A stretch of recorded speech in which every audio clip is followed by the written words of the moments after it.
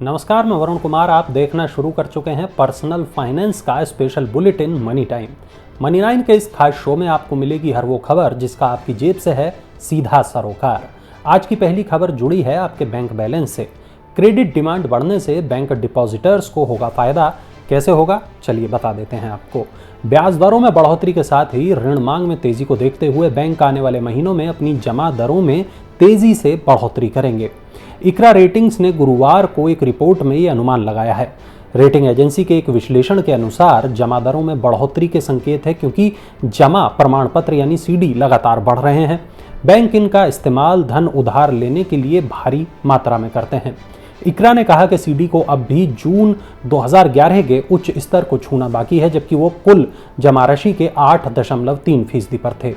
1 जुलाई 2022 को कुल जमा के मुकाबले सीडी 1.5% थे। रिपोर्ट में कहा गया कि बैंकों की औसत जमा दरों पर सीडी का प्रसार तेजी से बढ़ रहा है। ऐसे में बैंकों की वित्त पोषण की लागत में तेज वृद्धि देखने को मिल सकती है। एविएशन सेक्टर की दूसरी सबसे बड़ी कंपनी स्पाइसजेट के शेयरों में क्यों आई बड़ी गिरावट, चलिए बताते हैं आपको। डीजीसीए का यह कहना है कि स्पाइसजेट जरूरी सुरक्षा मानकों का पालन नहीं कर रही है। 19 जून से लेकर 5 जुलाई के बीच स्पाइसजेट के विमानों में तकनीकी खराबी आने की कम से कम 8 घटनाएं हुई। इसे देखते हुए डीजीसीए ने स्पाइसजेट की आधी उड़ानों पर प्रतिबंध लगा दिया। डीजीसीए ने इस साल गर्मियों के लिए यानी 11 मार्च से 29 अक्टूबर के बीच स्पाइसजेट को हर हफ्ते 4192 घरेलू उड़ानों की अनुमति दी थी, लेकिन अब अगले 8 हफ्तों तक गर्मियों के लिए स्वीकृत कुल उड़ानों में से अधिकतम 50% के संचालन करने का निर्देश दिया गया है। डीजीसीए के इस आदेश के बाद गुरुवार को स्पाइसजेट के शेयरों में भारी गिरावट देखी गई। शुरुआती कारोबार में कंपनी का शेयर बीएसई पर 9.66% गिरकर 52 हफ्ते के निचले स्तर 34.60 रुपए पर पहुंच गया। हालांकि बाद में इसमें रिकवरी भी देखने को मिली। एक और सरकारी बैंक ने दिया अपने ग्राहकों को फायदा, एफडी पर बढ़ा दिया इंटरेस्ट रेट। जी हां, बैंक ऑफ बड़ौदा ने अपने एफडी यानी कि फिक्स डिपॉजिट ग्राहकों को खुशखबरी दी है। बैंक ने एफडी पर अब पहले से ज्यादा इंटरेस्ट रेट देने की घोषणा की है। अगर आप 5.5% इंटरेस्ट रेट पाना चाहते हैं, तब उसके लिए आपको बैंक में 2 से 3 साल के बीच की अवधि वाली एफडी करानी होगी। रेट हाइक के बाद बैंक ऑफ बड़ौदा अलग अलग टेन्योर के लिए 3% से लेकर 5.5% तक का इंटरेस्ट रेट ऑफर कर रहा है। सीनियर सिटीजन्स को एफडी पर .5% ज्यादा ब्याज मिलेगा। ये नए रेट 2 करोड़ रुपए से कम वाली एफडी पर ही लागू होंगे। और 3 दिन के बाद खत्म हो रही है डेडलाइन, तब तक आईटीआर नहीं भरा तो क्या होगा, चलिए बता दें आपको। इनकम टैक्स रिटर्न फाइल करने की आखिरी तारीख 31 जुलाई है। अगर आपने आखिरी डेट तक अपना आईटीआर नहीं भरा, तब इनकम टैक्स डिपार्टमेंट की तरफ से आपको नोटिस मिल सकता है। और हाँ, अगर आपकी सालाना इनकम यानी कि एनुअल इनकम 5 लाख रुपए से ज़्यादा है और आप 31 जुलाई के बाद आईटीआर फाइल करते हैं, तब आपको 5,000 रुपये तक की लेट फीस देनी होगी। और अगर एनुअल इनकम 5 लाख रुपए से कम है, तब लेट फीस के रूप में 1,000 रुपये देने होंगे। अगर आप आईटीआर फाइल नहीं करते हैं, तब आपको घर या कार खरीदने के लिए लोन मिलने में परेशानी हो सकती है, क्योंकि अधिकांश बैंक लोन देने के लिए आईटीआर की मांग करते हैं। अगर आप कारोबारी हैं, तब आईटीआर आपके कारोबार बढ़ाने में मदद कर सकता है। सरकारी विभाग या बड़ी कंपनियां अक्सर उन्हीं कारोबारियों से प्रोडक्ट खरीदती हैं जो अपना आईटीआर फाइल करते हैं। तो आप समझ ही गए होंगे कि आईटीआर न भरने से आपको कितना नुकसान या कितनी परेशानी हो सकती है। अमेरिका में ब्याज बढ़ने के तुरंत बाद भारतीय शेयर बाजार में उछाल आ गया। भारतीय शेयर बाजार में गुरुवार को लगातार दूसरे दिन तेजी रही और बीएसई सेंसेक्स 1041 अंक उछल गया। निफ्टी भी उछलकर 16,929 अंक पर बंद हुआ। फेडरल रिजर्व के ब्याज दर बढ़ाने के फैसले के बाद ग्लोबल मार्केट्स में तेजी के रुख और घरेलू बाजार में बड़ी कंपनियों के तिमाही परिणाम बेहतर रहने से बाजार को समर्थन मिला है। फेड के फैसले का सकारात्मक असर इसलिए हुआ क्योंकि ये बाजार की अपेक्षा के अनुरूप है। साथ ही यूएस फेडरल की कमेंट्री से मंदी की आशंका भी कम हुई है। आने वाले महीनों में धीमी गति से ब्याज दर में बढ़ोतरी के संकेत भी मिल रहे हैं और इसने बाजारों में दम भर दिया है।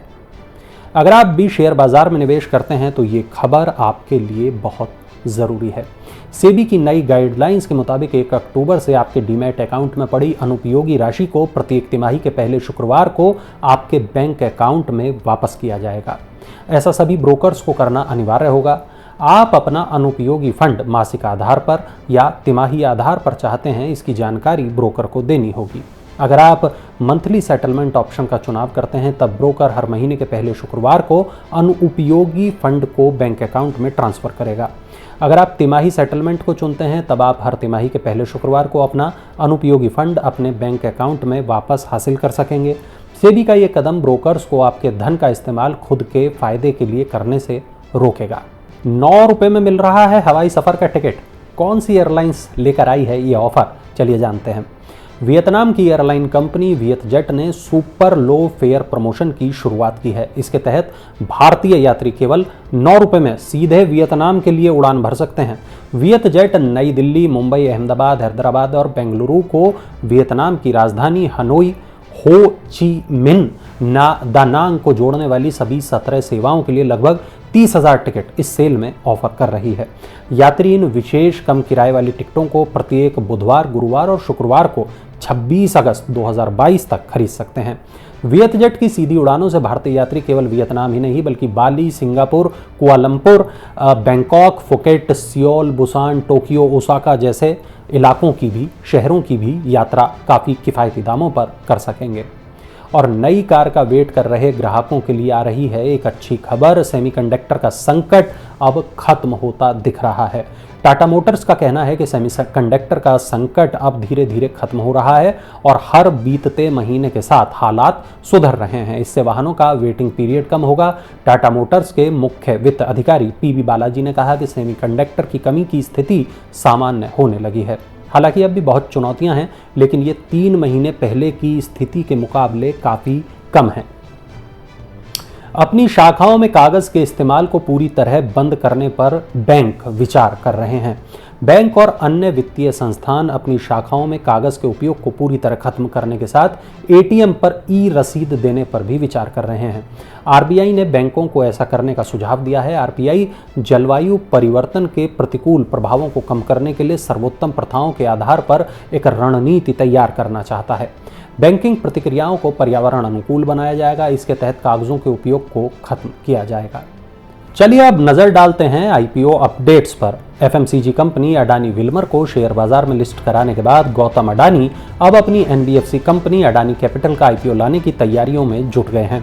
अडानी कैपिटल की योजना आईपीओ से 1500 करोड़ रुपए जुटाने की है। यह आईपीओ 2024 की शुरुआत में आने की उम्मीद है और कंपनी की योजना अपने 10% शेयरों को बेचने की है। तो ये थी आज की तमाम बड़ी खबरें, वो खबरें जो डालती हैं आपकी जेब पर असर, जिंदगी पर असर।